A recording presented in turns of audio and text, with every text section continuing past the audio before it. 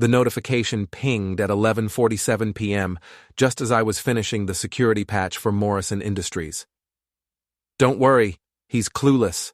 Clarissa's voice drifted from the kitchen, followed by that giggly laugh she reserved for people she was trying to impress. Before we dive deeper into this story, I have one small request. Please subscribe, drop a like, comment, and hit that hype button to boost this channel so more people can discover these incredible Reddit stories. I'm Adrian Tate, 42 years old, and I've built my career on being anything but clueless. As a cybersecurity consultant, I've spent the last 15 years protecting companies from digital threats, building firewalls that could stop a government-sponsored hack. But apparently, I couldn't protect my own marriage from a basic infiltration. "Adrian's working late again," she continued, her voice carrying that familiar edge of complaint. "He's always buried in his computers. Honestly, sometimes I wonder why I even bother coming home." I saved my work and closed the laptop. Our house in Millbrook Heights was supposed to be our sanctuary. Smart home technology, security cameras, encrypted networks. I'd turned it into a fortress, but the enemy was already inside. Clarissa stumbled through the doorway, phone pressed to her ear, designer heels clicking against the hardwood floor. Her blonde hair was perfectly styled despite the late hour, and her makeup looked freshly applied. Strange, considering she'd claimed to be working late at the design firm. "I have to go," she whispered into the phone. "I'll call you tomorrow." "Working late?" I asked, not looking up from my screen. "Client dinner," she replied quickly. "The Henderson project is finally moving forward." I nodded, pretending to believe her. The Henderson project had been completed 3 months ago. She disappeared upstairs, and I heard the shower running. 20 minutes later, she was asleep, or at least pretending to be. Her phone lay on the nightstand, screen dark but not locked. Clarissa had always been careless with technology, despite my constant warnings about digital security. The temptation was overwhelming. In my line of work, curiosity wasn't just a trait, it was a survival skill. I picked up the device. The messages were all there, months of them. Pictures, plans, intimate details of a relationship that had been flourishing while I worked 16-hour days to pay for her lifestyle. The contact was saved as G with a heart emoji. But it was the calendar entry that stopped me freeze. Engagement dinner, Gavin and Clarissa, Saturday, 7 p.m., Chez Laurent. Saturday, tomorrow. I was apparently not invited to my wife's engagement party. I scrolled through more messages, my hands surprisingly steady. Gavin Blackwell. I remembered him now. Clarissa had mentioned him as a friend from the art scene. Tall, pretentious, with a trust fund and a gallery downtown that showcased emerging artists who paid him for wall space. The messages revealed everything. How boring I was, how I never understood her artistic soul, how Gavin appreciated her in ways I never could. There were photos of them at restaurants I'd never been to, art shows I'd never heard about, weekends away while I thought she was visiting her sister. "Adrian's so predictable," one message read. "Same routine every day. Work, eat, sleep. He's like a robot." Another. "I can't wait to be free of this suburban prison. Gavin understands real culture." And the final nail. "Don't worry about Adrian. He's so buried in his computers he wouldn't notice if I moved out tomorrow. Besides, what's he gonna do? He's too much of a coward to make a scene." I set the phone down exactly where I'd found it and walked downstairs to my office. The irony wasn't lost on me. I'd spent my career building digital walls to keep intruders out, but I'd failed to notice the one sleeping next to me every night. The next morning, Clarissa was unusually cheerful, humming as she made coffee. She wore a new dress, red, expensive, definitely not something from her usual wardrobe. "Special occasion?" I asked. "Just felt like looking nice," she said, not meeting my eyes. I watched her throughout the day, noting every lie, every careful word choice. She claimed to have errands to run, appointments to keep. All preparation for her evening with Gavin, no doubt. At 6:30, She appeared in the doorway of my office, stunning in her red dress and pearl necklace, the one I'd given her for our 10th anniversary. "I'm going out with the girls," she announced. "Don't wait up." "Have fun," I replied, not looking away from my screen. She paused, perhaps expecting more questions, then left. I heard her car pull out of the driveway and watched through the security camera as she drove toward downtown. I could have followed her, could have shown up at Chez Laurent and made a scene, but that wasn't my style. I was a cybersecurity expert, not a drama queen. When I moved, it would be calculated, precise, and devastating. Instead, I opened a new file on my computer and began documenting everything: screenshots, timestamps, metadata. If Clarissa thought I was just a boring tech guy who wouldn't fight back, she was about to learn how wrong she could be. The first rule of cybersecurity: know your enemy's weaknesses before they know you're watching. Clarissa returned at 2:18 a.m., stumbling through the front door with the grace of someone who'd celebrated a little too enthusiastically. I was waiting in the living room, laptop closed, hands folded. "Adrian!" she gasped, pressing a hand to her chest. "You scared me. What are you doing up?" "Couldn't sleep," I said calmly. "How was dinner with the girls?" Her eyes darted away. "Oh, you know, same old gossip." "Funny thing," I continued, my voice conversational. "I tried calling Jennifer to ask about Tom's birthday party next week. She said she hadn't seen you in months." Clarissa's face went pale beneath her carefully applied makeup. We went to that new place downtown. You wouldn't know it." "Chez Laurent?" The color drained completely from her cheeks. For a moment, the only sound was the hum of the air conditioning and the distant tick of the grandfather clock in the hallway. "Adrian, I can explain." "I'm sure you can." I stood up slowly. "But first, congratulations are in order. I understand you got engaged tonight." She staggered backward, one hand gripping the doorframe for support. "How did you know?" I smiled, and it wasn't a pleasant expression. "Darling, I'm a cybersecurity expert. Finding information is literally what I do for a living. The question isn't how I found out, it's how you thought you could hide it from me." Tears began streaming down her face, ruining her perfect makeup. "Adrian, please, let me explain. It's not what you think." "It's not what I think?" I laughed, a harsh sound that seemed to echo in the spacious room. "You've been having an affair for 6 months. You got engaged to another man tonight while wearing the jewelry I bought you. What part am I misunderstanding?" "I never meant for it to happen this way," she sobbed. "Gavin and we just connected. He understands me in ways you never could." "Ah, yes, Gavin Blackwell. The art dealer with the trust fund and the gallery that's basically a money laundering operation for rich kids with more money than talent." Her tears stopped abruptly. "How do you know about his business model? About the fact that he charges artists for wall space instead of taking commission on sales? About his 3 previous bankruptcies and the fact that his trust fund is actually debt from his cocaine habit?" I shrugged. "Like I said, finding information is what I do." Clarissa's mouth opened and closed like a fish gasping for air. "But here's what really impresses me," I continued, moving closer. "You thought I was too stupid, too boring, too buried in my work to notice. You called me clueless, Clarissa.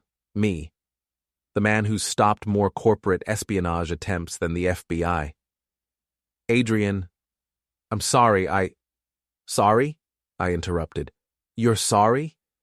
You've been planning to leave me for months, probably trying to figure out how to take half of everything I've built, and you're sorry?" She straightened up, and I saw a flash of the woman I'd fallen in love with 15 years ago, before the entitlement, before the constant complaints, before she decided that my success was something she deserved, rather than something we'd built together. "Maybe I am leaving you," she said, her voice gaining strength.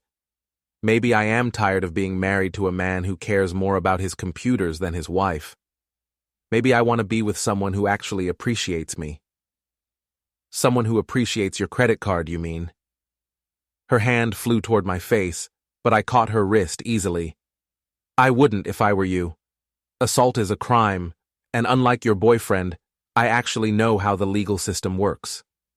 I released her arm and stepped back. Here's how this is going to work. You have until tomorrow evening to get your things and get out of my house. Your house? She sputtered. This is our house. I have rights. Actually, you don't. This house is in my name only, purchased before we were married with money I earned. The mortgage payments come from my business accounts. Legally, you're a guest who's overstayed her welcome. You can't just throw me out. I can, and I am. I pulled out my phone and dialed 911. I'd like to request a police escort for a domestic dispute. My wife is refusing to leave my property after I've asked her to go. Clarissa's eyes went wide. Adrian, hang up the phone. We can work this out. Hello? Yes. I need an officer at 1247 Maple Ridge Drive. My wife has been having an affair and got engaged to another man tonight. She's now refusing to leave my house. I paused, listening to the dispatcher. No, there's no violence, but I want her escorted off the property and I want it documented. You bastard! Clarissa screamed.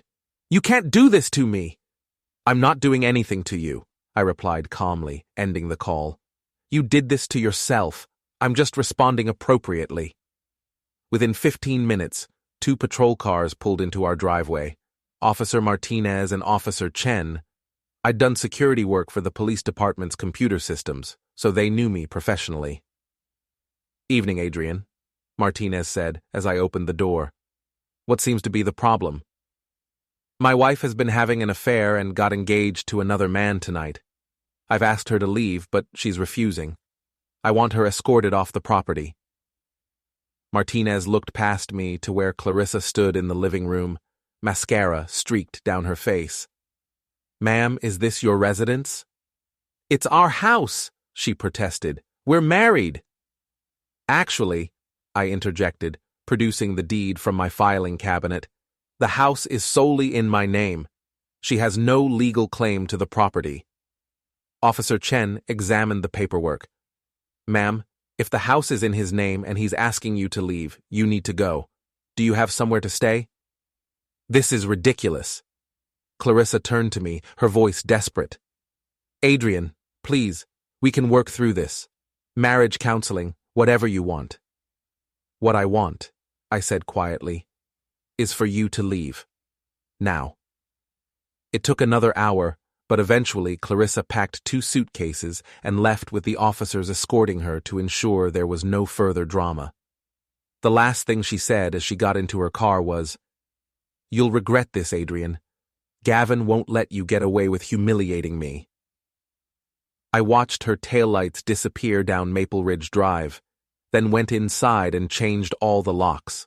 By morning, I'd also changed the security codes, updated the alarm system, and blocked her access to all our shared accounts. The house felt different without her, quieter, cleaner, more like the sanctuary I'd originally intended it to be. But I knew this was just the beginning. Clarissa and Gavin would regroup, probably with lawyers and demands for alimony or property division. They'd try to paint me as the villain, the cold husband who threw his wife out without warning. They had no idea what they were dealing with. The first casualty of war is truth, and Clarissa wasted no time launching her propaganda campaign. By Monday morning, my phone was buzzing with messages from mutual friends, all variations on the same theme. Adrian, what happened? Clarissa says you threw her out without warning. I was in my office reviewing a security assessment for a pharmaceutical company when Jennifer Morrison called. Jennifer and her husband Tom had been our closest friends for 8 years. Dinner parties, weekend trips, holiday celebrations. If anyone would listen to reason, it would be them. Adrian, Jennifer's voice was careful, measured. Tom and I are really concerned about what happened this weekend.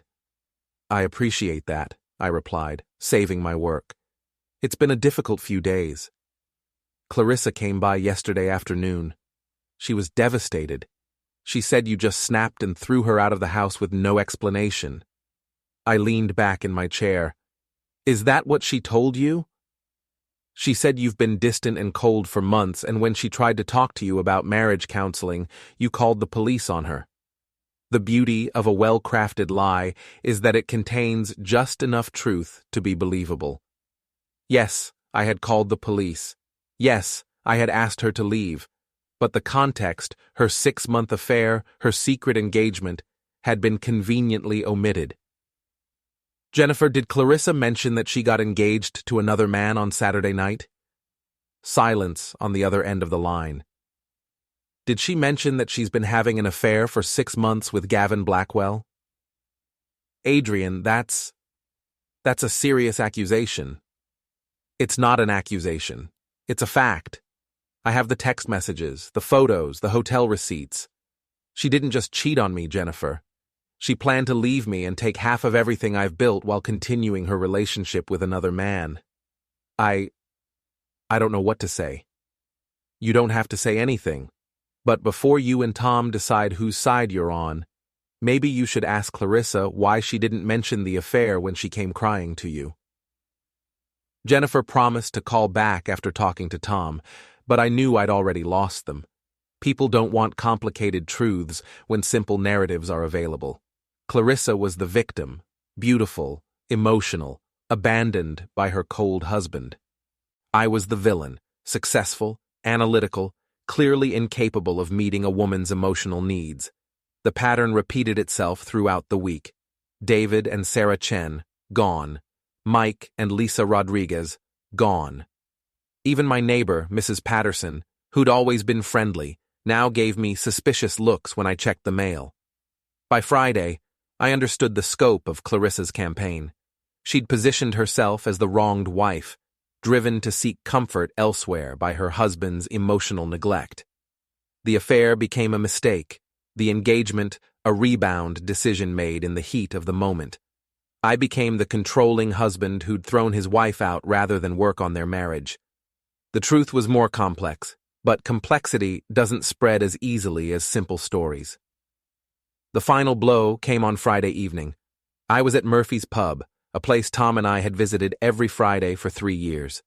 It was our tradition: 2 beers, discussion of work and sports, home by 8 o'clock. I was sitting at our usual table when Tom walked in with David Chen and Mike Rodriguez. They saw me immediately but made no move to join me. Instead, they took a table across the room. I finished my beer and walked over to them. "Gentlemen," I said, pulling out an empty chair. "Adrian." Tom's voice was cold. "We weren't expecting to see you here." "It's Friday," I replied. "Same as always."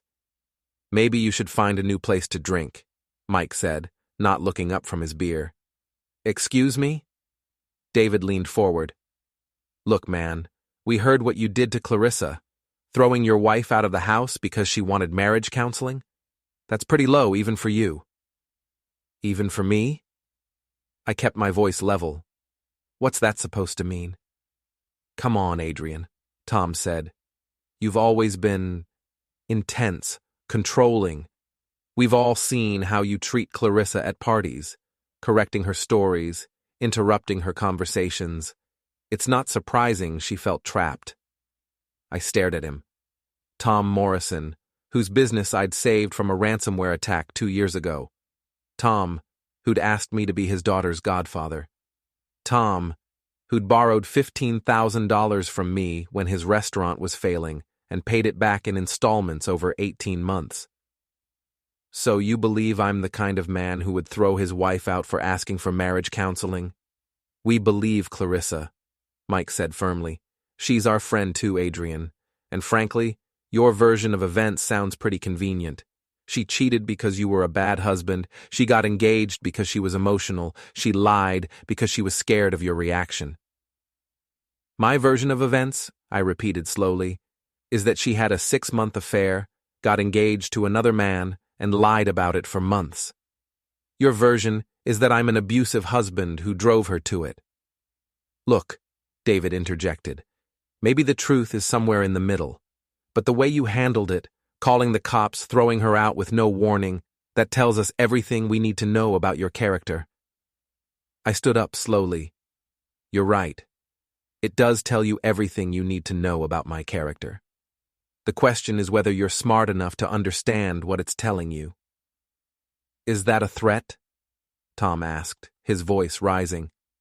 "It's an observation. You've known me for 8 years, Tom. In that time, have I ever lied to you? Have I ever broken my word? Have I ever failed to help you when you needed it?" Tom looked uncomfortable but didn't answer. "But one conversation with my lying, cheating ex-wife, and you're ready to throw away 8 years of friendship. That tells me everything I need to know about your character." I left $20 on the table and walked toward the door. Behind me, I heard Mike mutter, "Good riddance." Outside, I sat in my car for several minutes, processing what had just happened. These weren't strangers or casual acquaintances. These were men I'd considered brothers, people I'd trusted with my business problems, my family concerns, my deepest worries about my marriage, and they'd chosen Clarissa's convenient lies over 8 years of friendship. I drove home to my empty house, poured myself a scotch, and opened my laptop. If they wanted to play games, I was ready to show them what a real player looked like. The second rule of cybersecurity: when someone attacks your network, you don't just defend. You identify every vulnerability in their system and prepare for total war. Saturday morning, I did what I do best. I gathered intelligence. Clarissa and her new friends had declared war on my reputation. But they'd made a critical error. They'd underestimated their opponent. I started with Gavin Blackwell. Public records showed 3 failed businesses in the past 5 years, 2 bankruptcy filings, and a pattern of unpaid debts that stretched back to his college years. His art gallery, Blackwell Contemporary, was hemorrhaging money despite charging artists premium rates for wall space, a business model that was ethically questionable and probably illegal under consumer protection laws. More interesting was his personal life. Gavin had a history of targeting married women, particularly those with wealthy husbands.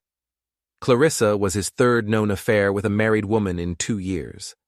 The pattern was always the same: romance, promises of a better life, engagement, then abandonment when the divorce proceedings revealed less money than expected. I printed everything and organized it in a folder marked Gavin Blackwell, Background Research. Next, I turned my attention to my former friends. Tom Morrison's restaurant had been struggling again. I could see it in his credit reports and business filings. David Chen's consulting firm had lost 2 major clients in the past month. Mike Rodriguez was 3 months behind on his mortgage. These weren't evil men, just weak ones. Men who were dealing with their own problems and didn't want the additional complexity of choosing sides in a messy divorce. Clarissa had offered them a simple narrative that absolved them of any responsibility to dig deeper. But weakness, I'd learned in my cybersecurity career, was often more dangerous than malice. A weak password could bring down an entire network. Weak people could destroy relationships that had taken years to build. My phone rang at 11 a.m. Unknown number. Adrian Tate. "Mr. Tate, this is Detective Sarah Walsh with the Millbrook Heights Police Department. I'd like to ask you a few questions about a complaint we received." "What kind of complaint?" "Harassment and stalking. Could you come down to the station this afternoon?" "I'll be there in an hour." Detective Walsh was a professional woman in her 40s, with graying hair and intelligent eyes that missed nothing. She led me to an interview room and offered coffee, which I declined. "Mr. Tate, we received a complaint from Clarissa Tate alleging that you've been following her, monitoring her communications, and making threats." "That's interesting," I replied calmly. "What evidence did she provide?" "She claims you knew details about her personal life that you could only have obtained through surveillance." I almost laughed. "Detective Walsh, I'm a cybersecurity consultant. My wife left her phone unlocked in our bedroom. I discovered she was having an affair and confronted her about it. That's not surveillance. That's basic observation." She also claims you threatened her boyfriend, Gavin Blackwell. I've never spoken to Gavin Blackwell. I've never been within 50 feet of the man. Detective Walsh consulted her notes. She says you told mutual friends about his financial problems and business practices. I researched the man my wife was planning to marry. Everything I found is public record. If Mr. Blackwell is embarrassed by his bankruptcy filings and business failures, perhaps he should make better choices. The detective studied me for a long moment. Mr. Tate, I'm going to be direct with you. Your wife paints a picture of a controlling, obsessive husband who can't accept that his marriage is over. She's scared of you. Detective, 3 days ago, my wife got engaged to another man while still married to me. When I confronted her about her 6-month affair, she claimed I was the problem. When I asked her to leave my house, she refused until police officers escorted her out. Now she's claiming I'm stalking her. I leaned forward. I'm not the one who cheated. I'm not the one who lied. I'm not the one who got engaged to someone else while married. But somehow, I'm the villain in this story. Does that seem reasonable to you? Detective Walsh closed her notebook. Mr. Tate, I'm not here to judge your marriage. I'm here to investigate a complaint. As of right now, I don't see evidence of stalking or harassment, but I'm going to give you some advice. Stay away from your wife and her boyfriend. Don't contact them. Don't research them. Don't talk about them to mutual friends. Just let your lawyers handle the divorce. I understand. I hope you do. Because if I get another complaint, I'll have to take it seriously, regardless of who's telling the truth. I shook her hand and left the station, but my mind was racing. Clarissa was escalating, trying to use the legal system to paint me as dangerous. It was a smart move. Get a restraining order, establish a pattern of harassment, then claim half my assets in the divorce as compensation for emotional trauma. But she'd made another mistake. She'd involved the police, which meant there was now an official record of her accusations. And official records, unlike human memory, were precise and permanent. That evening, I was grilling a steak on my back patio when I heard voices from the neighboring yard. Mrs. Patterson was talking to someone over the fence. A woman's voice I recognized. Clarissa. Never been the same since his business started doing well, she was saying. Success changed him. He became controlling, obsessive about money and status. That's terrible, dear, Mrs. Patterson replied. I always thought he seemed a bit cold. He monitors everything, my phone, my credit cards, even my conversations with friends. I felt like a prisoner in my own home. I set down my beer and walked closer to the fence, staying in the shadows. The night he threw me out, he was like a different person. Calculating, cruel. I honestly thought he might hurt me. You poor thing. And after 15 years of marriage. The worst part is how he's turned our friends against me. He's telling everyone I'm a liar and a cheat, trying to destroy my reputation so I'll get nothing in the divorce. I'd heard enough. I walked to the fence and called out, Good evening, Mrs. Patterson. Clarissa. Both women jumped. Clarissa went pale but quickly recovered. Adrian, she said, her voice shaking slightly. I was just... Mrs. Patterson was asking about the house. I'm sure she was. I smiled pleasantly. Mrs. Patterson, did Clarissa mention that she got engaged to another man while we were still married? Mrs. Patterson looked confused. Engaged? Oh, yes. 6 months of sneaking around, then a lovely engagement dinner at Chez Laurent. I wasn't invited, of course, being the husband and all. Adrian, please, Clarissa said, but I continued. She's also forgotten to mention that she's been telling people I'm stalking her. Filed a police report and everything. Quite creative, really. Mrs. Patterson was looking back and forth between us like she was watching a tennis match. The truth is, Mrs. Patterson, Clarissa is trying to rewrite history. She wants to be the victim instead of the woman who destroyed our marriage for a man with 3 bankruptcies and a cocaine habit. That's enough, Clarissa snapped. You're proving my point, Adrian. This obsessive behavior, this need to control the narrative. It's exactly what I was talking about. You're absolutely right, I agreed. I am trying to control the narrative, because the narrative should be true. I turned back to Mrs. Patterson. I apologize for the drama. I'm sure you just want to enjoy your evening in peace." I went back inside, but I could hear their conversation continue for another 20 minutes. By the time Clarissa left, I was confident that Mrs. Patterson had heard both sides of the story and was smart enough to draw her own conclusions. But the encounter had clarified something important. Clarissa wasn't just trying to win the divorce, she was trying to destroy me completely, my reputation, my friendships, my standing in the community. She wanted total victory, which meant I could no longer afford to play defense. The third rule of cybersecurity: sometimes the only way to protect your network is to take down the attacking system completely.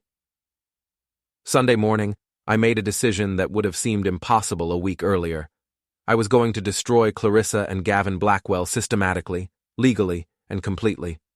I started by calling my lawyer, Richard Sterling, at his home number.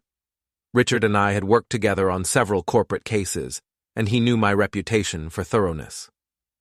"Adrian, I heard about the divorce. I'm sorry." "Don't be. I need your help with something complex." "How complex?" "I want to file for divorce on grounds of adultery, with a complete asset protection strategy. I also want to explore criminal charges for identity theft and credit card fraud."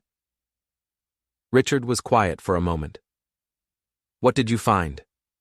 I spent an hour walking him through everything: the affair, the engagement, the financial records I'd discovered showing Clarissa had been using our joint credit cards to pay for her dates with Gavin.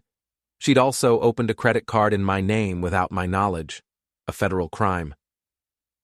"This is good," Richard said finally. "Really good. With evidence of adultery and fraud, we can probably protect all your assets and potentially get her charged criminally." "What about the harassment complaint?" "Meaningless. She cheated, got caught, and now she's trying to flip the script. No prosecutor will touch it once they see the evidence of her criminal activity." By Monday morning, Richard had filed the divorce papers and sent copies to both Clarissa and Gavin. The adultery claim was supported by printed text messages, photographs, and financial records. The fraud charges were backed by credit card statements and forged signatures, but that was just the legal strategy. I had something more personal in mind. Tuesday evening, I drove to Blackwell Contemporary Gallery. Gavin was hosting an opening for a local artist, abstract paintings that looked like someone had sneezed paint onto canvas and charged $3,000 for the privilege. I waited outside until I saw him through the window. Tall, thin, with perfectly styled hair and a suit that probably cost more than most people's monthly salary. He was holding court near a particularly ugly sculpture, wine glass in hand, gesticulating dramatically. I walked in like I belonged there. The gallery was crowded with the kind of people who used words like transformative and paradigm-shifting to describe art that had no discernible meaning. I moved through the crowd, listening to conversations, observing the dynamics. Gavin was clearly the center of attention, but I noticed something interesting. Most of the people weren't buying anything. They were drinking his free wine, eating his catered food, and treating the gallery like a social club. I approached a young woman standing near a painting that looked like a kindergarten finger painting project. "Interesting piece," I said. "Oh, absolutely. The way the artist uses color to express the futility of modern existence. It's brilliant."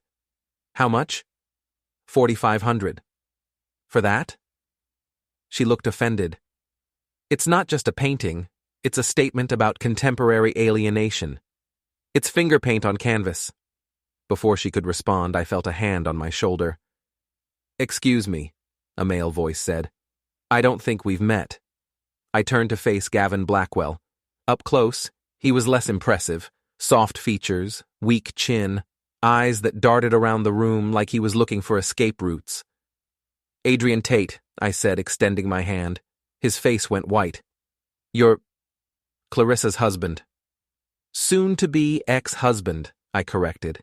"And you must be the man who's been sleeping with my wife for 6 months." The conversations around us stopped. People were staring, sensing drama. Gavin tried to recover. "Look, I think we should discuss this privately." "Why?" These are your friends, aren't they? I'm sure they'd love to hear about your engagement to a married woman. Adrian, please, he said, his voice dropping to a whisper. This isn't the time or place. You're right, I agreed loudly. The time was 6 months ago, before you started screwing my wife. The place was anywhere but behind my back. A woman near us gasped. The entire gallery was now watching our conversation. I think you should leave, Gavin said, trying to sound authoritative.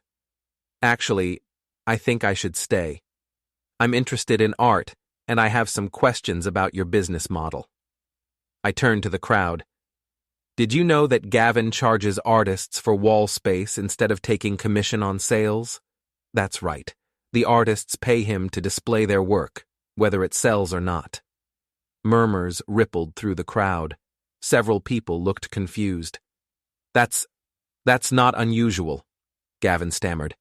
Actually, it is. Most legitimate galleries take 20 to 40% commission on sales, which incentivizes them to actually sell the art. But Gavin's model is brilliant. He gets paid whether the art sells or not. No risk, all reward. I walked over to the finger painting. This piece, for example, $4,500. The artist probably paid Gavin $1,000 for wall space. If it sells, Gavin makes $1,500 total. If it doesn't sell, he still made his $1,000. The young woman who'd been defending the painting looked horrified. But here's the really clever part, I continued. Gavin can inflate the prices because he doesn't actually care if anything sells. The higher the price, the more prestigious the gallery appears, which attracts more artists willing to pay for wall space. That's enough, Gavin said, moving toward me. Oh, I'm just getting started. Should I tell them about your bankruptcy filings, your unpaid debts to previous artists, or should we talk about your cocaine habit? Gavin lunged at me, but I'd been expecting it. I stepped aside, and he stumbled into the finger painting, knocking it off its easel and onto the floor. The crash echoed through the gallery. Wine spilled, people screamed, and Gavin found himself on his hands and knees next to a ruined painting worth $4,500. Oops, I said calmly. I hope that was insured. I walked toward the door, then turned back to the crowd. Oh, and if anyone's interested, Gavin's financial records are public information. Bankruptcy Court, case numbers 2019-4471, 2021-8832, and 2022-1156. Fascinating reading. I left the gallery to the sound of angry voices and Gavin's desperate attempts to explain himself to his rapidly departing guests. Outside, I sat in my car and watched through the window. Within 30 minutes, the gallery was empty, except for Gavin and the catering staff. He was on his phone, gesticulating wildly, probably calling Clarissa to complain about her psychotic ex-husband. Let him call. The first shot had been fired, and I'd made my point. I wasn't going to hide in my house while they destroyed my reputation. If they wanted war, they'd get it. But this was just the opening move. I had much bigger plans for Mr. Gavin Blackwell and my soon-to-be ex-wife. The fourth rule of cybersecurity. Once you've identified the vulnerabilities in the enemy system, you exploit them systematically until the entire network collapses. By Thursday, the ripple effects of my gallery visit were spreading through Millbrook Heights like a computer virus. Gavin's business was in freefall. 3 artists had demanded refunds, 2 others had threatened lawsuits, and the local arts council was investigating his business practices. But Clarissa wasn't finished. If anything, my public confrontation with Gavin had made her more determined to destroy me. She called me Thursday evening, her voice shaking with rage. "You son of a bitch," she hissed. "How dare you humiliate Gavin like that?" "Hello, Clarissa. How's the engagement going? You think you're so clever, don't you? Destroying his business, turning people against us. But you've made a mistake, Adrian. Just one.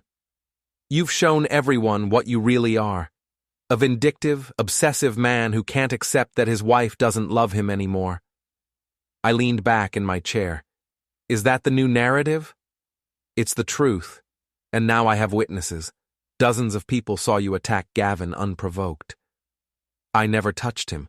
He attacked me and fell into his own overpriced artwork. That's not how they'll remember it when they testify in court. Testify about what? I'm filing for a restraining order tomorrow morning. Harassment, stalking, threats of violence. By tomorrow afternoon, you won't be able to come within 500 feet of me or Gavin. I was quiet for a moment, processing this development. Still there, Adrian? Or are you too shocked to speak? I'm here, just impressed by your strategy. File a restraining order based on false testimony, then use it as evidence that I'm dangerous. Very clever. I learned from the best. You always said I wasn't smart enough to understand your work, but I understand this. You're going to lose everything. We'll see. She hung up, but I wasn't worried. In fact, I was counting on her filing that restraining order because it would force her to testify under oath, and I had some questions I'd been waiting to ask her. Friday morning, I met Richard at the courthouse. Clarissa was there with a lawyer I didn't recognize, a young woman in an expensive suit who looked like she specialized in high-conflict divorces. The hearing was scheduled before Judge Patricia Morrison, no relation to Tom Morrison, thankfully. Judge Morrison had a reputation for being thorough and intolerant of games. Clarissa testified first, painting a picture of an obsessive, controlling husband who had become dangerous since discovering her affair. She described the gallery incident as an unprovoked attack, claiming Gavin had been injured when I shoved him into the artwork. Her lawyer presented photos of Gavin's bruised hands and torn suit as evidence of assault. It was a compelling performance. Clarissa had always been good at playing the victim. Then it was my turn. Richard stood up with a thick folder. Your Honor, we'd like to present evidence that Mrs. Tate's allegations are part of a pattern of deception and criminal activity. He handed copies of the credit card statements to the judge and Clarissa's lawyer. Mrs. Tate has been conducting an affair for 6 months, using credit cards in her husband's name to pay for dates with her lover. She also opened a credit card account in Mr. Tate's name without his knowledge or consent. Clarissa's lawyer looked shocked. Your Honor, we weren't notified of these allegations. Because they're not allegations, Richard replied. They're documented facts. We're also presenting evidence that Mrs. Tate got engaged to another man while still married to our client, then filed false harassment charges when he discovered her deception. Judge Morrison examined the documents. Mrs. Tate, did you open a credit card account in your husband's name? Clarissa's lawyer whispered urgently in her ear. Your Honor, my client invokes her Fifth Amendment right against self-incrimination. I see. And did you get engaged to Mr. Blackwell while still married to your husband? More whispering. Fifth Amendment, Your Honor. Judge Morrison looked disgusted. Mrs. Tate, you're asking this court to issue a restraining order against your husband based on allegations of harassment and stalking. But when asked directly about your own conduct, you invoke constitutional protections against criminal prosecution. Your Honor, Clarissa's lawyer interjected, my client's personal life doesn't negate the fact that she feels threatened by her husband's behavior. Actually, it does, the judge replied sharply. Mrs. Tate has admitted, through her silence, that she committed adultery and fraud. She then filed harassment charges when her husband discovered her crimes. This appears to be an attempt to use the legal system to silence the victim of her own criminal activity. She turned to me. Mr. Tate, did you physically attack Mr. Blackwell at the art gallery? No, Your Honor. I confronted him verbally about his affair with my wife. He became agitated and lunged at me. I stepped aside, and he fell into a painting. Were there witnesses? Approximately 30 people saw the entire incident. Judge Morrison made notes, then looked up. Mrs. Tate, I'm denying your request for a restraining order. Furthermore, I'm referring this matter to the District Attorney's Office for investigation of potential fraud charges. Clarissa's face went white. Your Honor, we're done here. The judge's gavel came down with finality. Outside the courthouse, Clarissa confronted me one last time. You think you've won, she said, tears streaming down her face. But you've lost everything that mattered. Your friends, your reputation, your marriage, all gone. My friends chose to believe lies over truth, I replied. My reputation will recover when people see the court documents. And my marriage ended the day you decided another man was more important than your vows. I loved you, Adrian. For 15 years I tried to make you happy. You loved my money and my house, and my willingness to let you spend both however you wanted. But you never loved me enough to stay faithful. Gavin appeared beside her, his hands still bandaged from his encounter with the artwork. This isn't over, Tate. I looked at him with genuine curiosity. What exactly are you going to do? Your business is finished, you're facing potential criminal charges as an accessory to fraud, and your fiancé is about to be prosecuted for identity theft. We'll rebuild, he said, but his voice lacked conviction. With what money? Your gallery is bankrupt, Clarissa's about to lose everything in the divorce, and you still owe $40,000 from your previous bankruptcies. I turned to Clarissa. You wanted to know what you're getting in the divorce settlement? Nothing. The prenup you signed protects all assets acquired before marriage, and the adultery clause voids any claim to assets acquired during marriage. The house, the cars, the business, the investments, all mine. The prenup won't hold up, her lawyer interjected, not after 15 years of marriage. Actually, it will, especially when the court sees evidence that she was planning to defraud me financially while conducting her affair. I walked toward my car, then turned back one final time. You both made the same mistake, I said. You assumed I was just a boring tech guy who would roll over and accept whatever you decided to do to me. But I'm not just a tech guy, I'm a cybersecurity expert. And the first thing you learn in cybersecurity is that the most dangerous attacks come from people you trust. I got in my car and drove away, leaving them standing outside the courthouse, finally understanding what they'd really lost. 6 weeks later, the divorce was final. Clarissa got nothing except her personal belongings and a criminal record. Gavin's gallery closed permanently, and he moved back to his parents' house in Ohio. The fraud charges were dropped in exchange for full restitution, but both their credit ratings were destroyed. My former friends eventually learned the truth, but by then I'd moved on. I sold the house in Millbrook Heights and bought a smaller place across town, somewhere without memories or nosy neighbors. Mrs. Patterson sent me a card, apologizing for believing Clarissa's lies. I wrote back thanking her for the gesture, but explaining that some bridges, once burned, couldn't be rebuilt.